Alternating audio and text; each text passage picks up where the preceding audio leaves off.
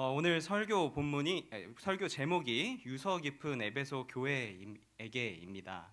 유서가 깊다라는 말은 일반적으로 예로부터 전해져 내려오는 까닭과 내력이 있는 역사가 출중함을 의미합니다.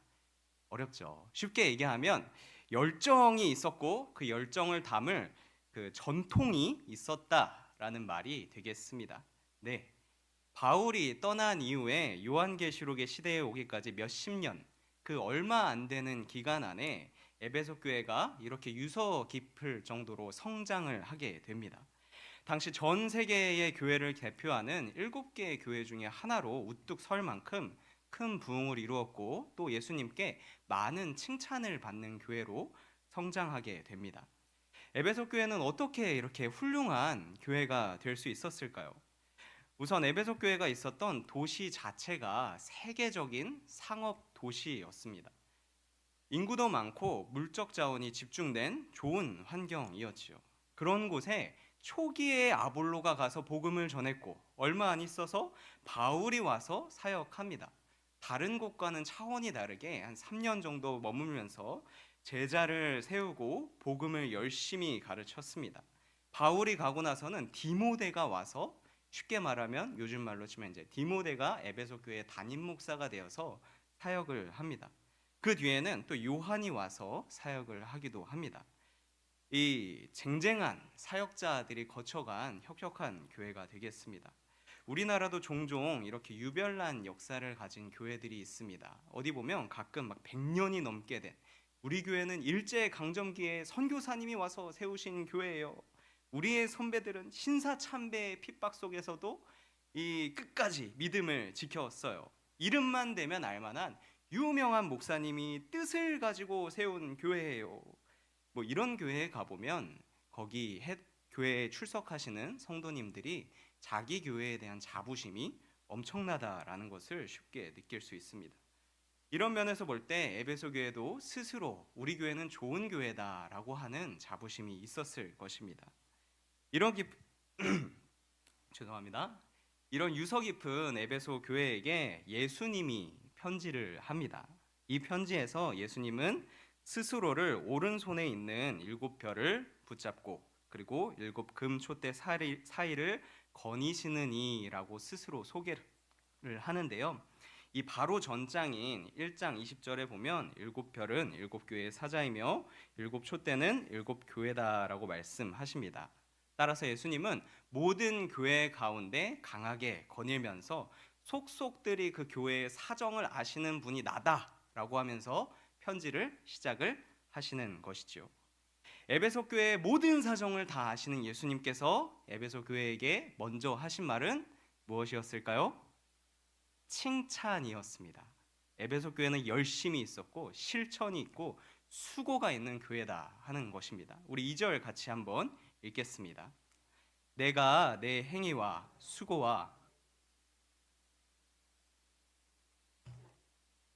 자칭 사도라 하되 아닌 자들을 시험하여 그의 거짓된 것을 내가 드러낸 것과 몇 가지 포인트를 찝어서 다시 말씀을 자세히 보기 원합니다.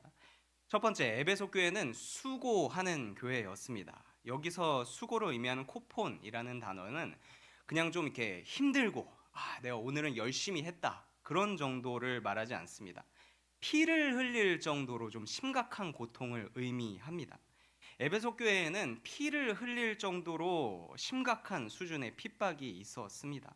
신앙을 지키며 순교의 인생을 살아가는 중에도 포기하지 않고 기꺼이 그 핍박을 감수하며 살아갔던 기강이 있는 교회가 에베소 교회였던 것입니다. 두 번째로 인내라는 단어는 단순히 그냥 잘 참고 내가 그냥 좀 견디고 그렇게 하고 넘어가는 것이 아니라 좀 적극성을 가지고 씩씩하게 서서 대항하는 그런 의미를 말합니다. 이런 강인함은 그냥 나오지 않습니다. 복음에 분명한 확신이 있고 내가 거기에 인생을 걸어야겠다라고 생각하는 그런 사도 바울과 같은 사람들이 이 인내를 하게 됩니다. 바울이 고난 중에도 오히려 자신의 신앙을 자랑스러운 것으로 여기면서 승리하는 삶을 보여줬던 그 스승의 그 제자라고 에베소 교인들도 그런 인생을 살아가게 된 것이죠. 이런 사람들이 3절에 나온 것처럼 그리스도를 위하여 견디고 열심히 주님의 일을 해왔던 것입니다. 우리 세 번째로 에베소 교회는 악한 자들이 당시에 있었습니다. 이 악한 자들이랑 율법을 무시하거나 도덕성이 결여된 그런 사람들을 의미합니다. 이 동서고금을 막론하고 이런 사람들은 늘 교회 안팎으로 존재합니다.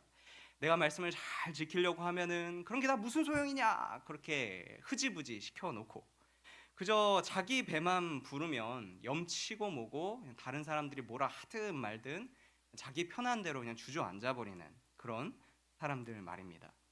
에베소 교회는 이런 사람들을 용납하지 않았다라고 합니다. 적극적으로 이들에게 권징을 하고 출교했던 것으로 보입니다. 복음에 대한 분명한 기준이 있고 그것을 우리의 수준으로 끌어올리기 위해서 공동체적 노력이 있었습니다. 우리 네 번째로 에베소 교회에서 몰아냈던 사람 중에서는 자칭 사도라고 말하는 사람도 있었다고 합니다. 이들은 6절에서 등장하는 니골라당이 아닐까 저는 그렇게 생각합니다. 니골라당은 그런 어떤 사람이냐? 안타깝게도 정확하게 어떤 사람인지는 잘 모르겠습니다. 그러나 그 니골라당이라는 말의 뜻을 잘 풀어봤을 때 대략적으로 백성들을 미혹해서 사단에게 굴복시키게 했던 사람들인 것 같습니다. 올바른 신앙을 가질 수 없도록 사단에게 굴복해라. 이 사단이 세상을 다스린다. 이런 식으로 마음을 흔들어 놨던 사람들인 것이지요. 이런 사람들을 에베소 교회가 어떻게 했습니까? 시험을 해서 거짓된 것을 드러냈다라고 합니다. 이 시험을 하다. 시험을 하는 것은 시험을 준비하는 사람 입장에서 쉽지 않습니다. 시험을 준비해본 선생님이나 시험을 채점하시는 분들은 이게 무슨 말인지 잘 아시죠? 이 준비하는 것도 힘들고 진행하는 것도 에너지가 많이 들리고 만에 하나 이 시험에 이의제기가 걸리면 시비가 한번 걸리면 그건 그거대로 막 질질 끌면서 좀 힘들게 됩니다. 그래도 진행합니다. 교회를 바른 기반 위에 세우기 위해서라면 번거롭지만 나름대로 최선을 다해서 몸부림치고 있는 에베소 교회의 모습입니다. 자, 정리하자면 에베소 교회 사람들은 정말 열악한 순교를 할 수밖에 없는 그런 상황 속에 있었습니다. 하지만 그들은 바른 교회를 세우기 위해서 최선을 다했습니다. 사도 바울이 고별 설교 때 말한 것처럼 교회 안에 있는 양을 아끼지 않는 이리가 곧 온다. 너희가 이 이리를 잘 분별해라. 순종해서 최선을 다해서 그 이리를 분별하고 내쫓았으며 어그러진 말을 하는 사람들을 색출해서 드러냈습니다. 교회의 사명을 다하는 아주 잘한 일을 한 것이죠.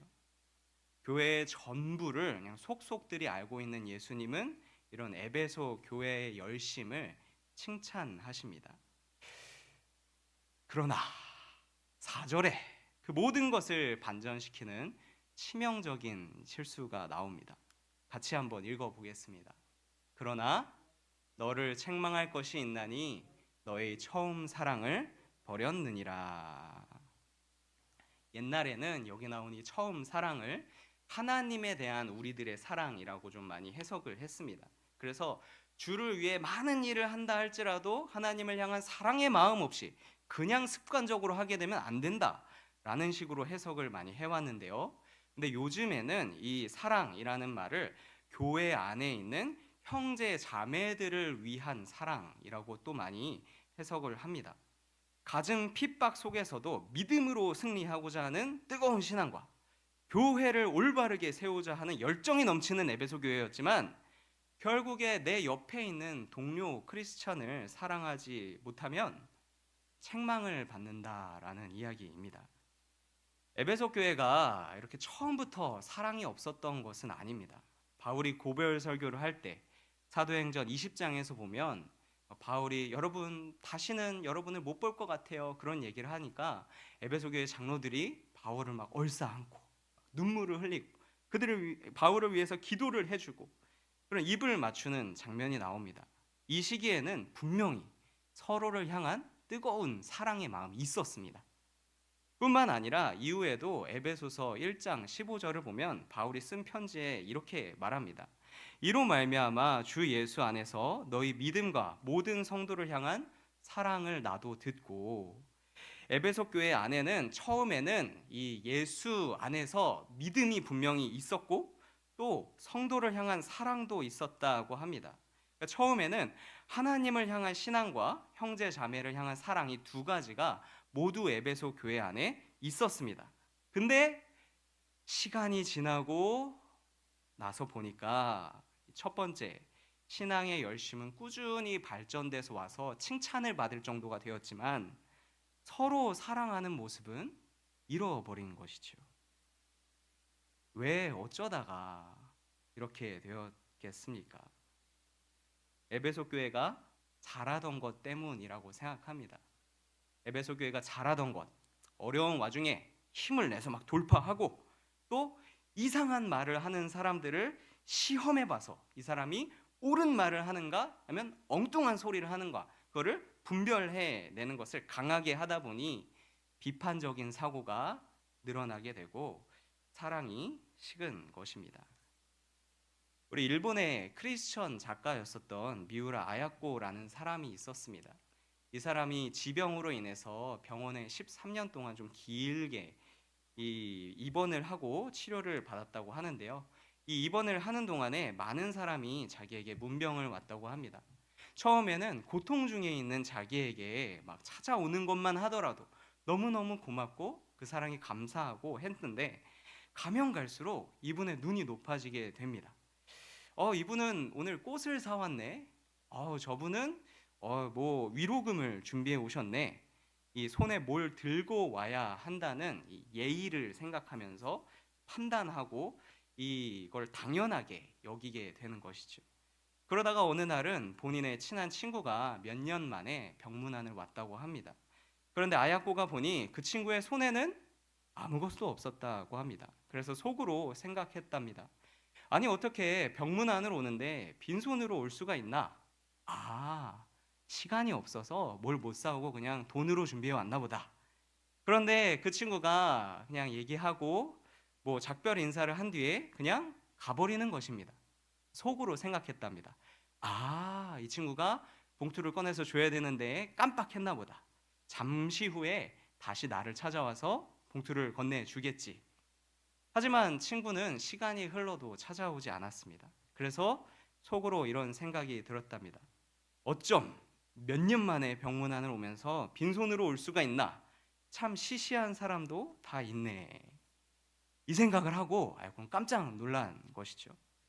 언제 이렇게 내 안에 거지 근성이 생겼나? 자신의 몸뿐 아니라 정신까지 병들고 있음을 깨닫고 두려운 마음이 들었다고 합니다.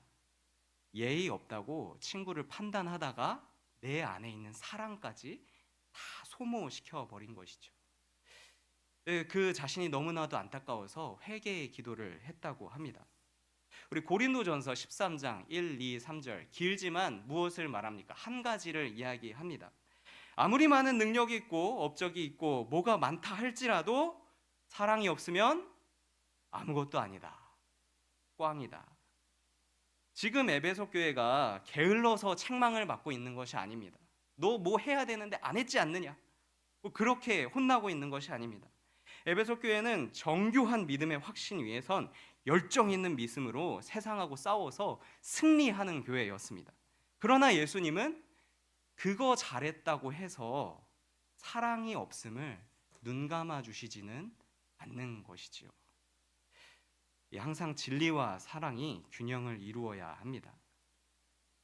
예수님은 그래서 에베소 교회에게 진단을 내려주시는데요. 세 가지를 이렇게 말씀하십니다. 첫 번째, 어디서 떨어졌는지를 생각하라는 것입니다. 여기서 생각하라라는 것은 그냥 너희가 한번 생각해보고 말하라 그런 것이 아니라 지속적으로 사려 깊게 상고해 보아야 한다라는 좀 긴 의미가 되겠습니다. 나는 도대체 어쩌다가 형제들을 미워하게 되었는가? 나는 도대체 어디서부터 이 함께하는 자매들을 판단하고 정죄하게 되었는가? 왜 나는 저 사람을 미워하는 것을 멈출 수가 없는가? 왜? 생각해 보라는 것이지요. 두 번째, 회개하라고 합니다. 여기서 회개하라는 말은 내가 저 사람을 미워할 수밖에 없는 그 근거를 포기하라는 것입니다. 나는 옛날에 저 사람이 어떤 말을 하고 다녀서 참 싫어. 나는 저 사람을 저런 이유 때문에 좀 멀리 해야 된다고 생각해. 이런 아주 합리적이고도 누구나 들으면 다 당연히 고개를 끄덕일 만한 그런 생각들을 버려야 합니다. 왜냐하면 내가 옳다라는 생각을 끝까지 갖고 있어서는 회개할 수 없기 때문입니다.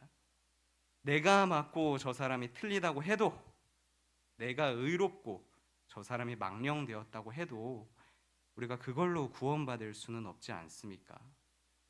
근데 왜 나는 예수님이 사랑하라고 명령하신 저 사람들을 미워하고 있습니까? 잘 안 되지만 놔야 합니다. 내 의의를 포기해야 회개할 수 있습니다. 우리 세 번째는 처음 행위를 가지라라는 것입니다. 문맥상 그냥 자연스럽게 읽어보면 사랑을 가지라라는 말이 나와야 될 것 같은데 행동하라, 행위를 가지라라는 말이 나옵니다. 왜냐하면 사랑은 당연히 마음을 넘어 행동까지 이어져야 하기 때문입니다. 사랑은 행동으로 증명됩니다. 그리스도인들은 기회가 있는 한 마음속에 있는 사랑을 계속 말과 행동으로 표현해야 합니다. 제가 아내를 사랑합니다. 사랑한다 이렇게 굳건하게 믿고 있으면서 아내를 만나서는 너의 허물은 이것이고 너는 그때 뭘 잘못했고 너는 이것만 고치면 다 완벽하겠고 이제 그런 식으로 계속 말한다면 그것은 사랑이 아니겠지요. 하나님께서 요구하시는 사랑은 마음만 사랑하는 것이 아니라 말과 행동으로 사랑하는 것입니다. 만일 이 세 가지를 지키지 못한다면 촛대를 옮기리라고 하십니다. 에베소 교회가 위대한 사역자들과 함께 어려운 환경에서 강인하고 순수한 신앙을 지키면 뭐합니까? 수많은 선배들의 혁혁한 공로 위에 이단들을 다 걸러낸 유서 깊은 명품 교회가 되면 뭐합니까? 형제 자매를 사랑하지 못하면 모두 헛것이 됩니다. 성도님들, 우리는 한국인이어서 그런지 더더욱 이런 면이 있는 것 같습니다. 제가 좀 그런 면이 있습니다. 저는 누가 고난을 신앙으로 뚫어내기 위해 노력을 해야 한다, 혹은 내게 받은 말씀을 소중한 것으로 여기고 목숨 걸고 이것을 지켜야 한다, 뭐 그런 이야기를 들으면 심장이 뜁니다. 저게 진리지, 저게 맞는 말이지, 저게 내 사명이지, 막 그런 불타오르는 마음이 듭니다. 제가 이 자리에 있기까지 저에게 깊은 감동을 주었던 찬양들, 설교들은 이런 부류의 것들이 많이 있습니다. 그래서 저 같은 성향의 사람들은 그리스도를 향한 열심, 그리고 형제들을 향한 사랑, 이 상충될 경우에는 무의식적으로 애써서 형제들을 향한 사랑을 외면하는 경우가 좀 있습니다. 많습니다. 좋은 뜻을 위해서 이번에는 저 사람이 물러나는 게 맞지, 나도 모르게 합리적으로 당연하게 그런 생각이 좀 듭니다. 내가 정한 믿음의 목표를 이루지 못하면 나중에 하나님께 혼날 것 같거든요.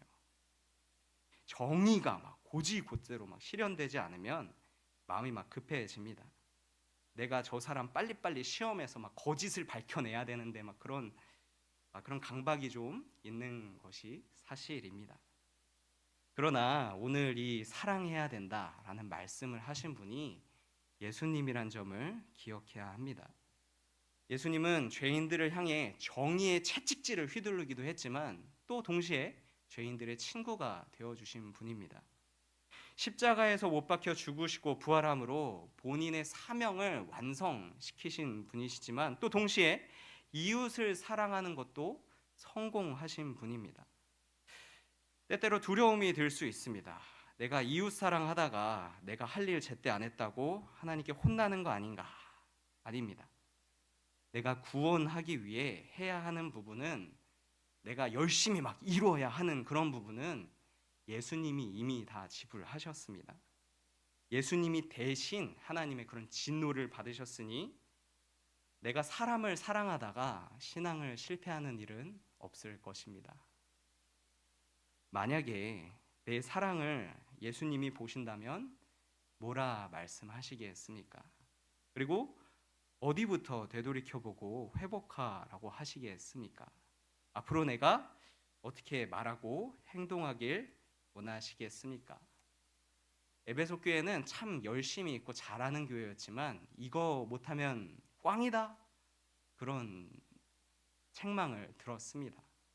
우리 믿음의 선배가 있어서 좋다는 점이 무엇입니까? 잘못한 점은 나에게도 저런 면이 있으면 고쳐야겠구나, 적용해야겠구나, 묵상해봐야겠구나, 그런 점이 아니겠습니까? 오늘 말씀을 묵상하면서 사랑의 확신 위에 서서 자신 있게 신앙을 펼쳐나가시는 성도님들이 되시기를 축복합니다.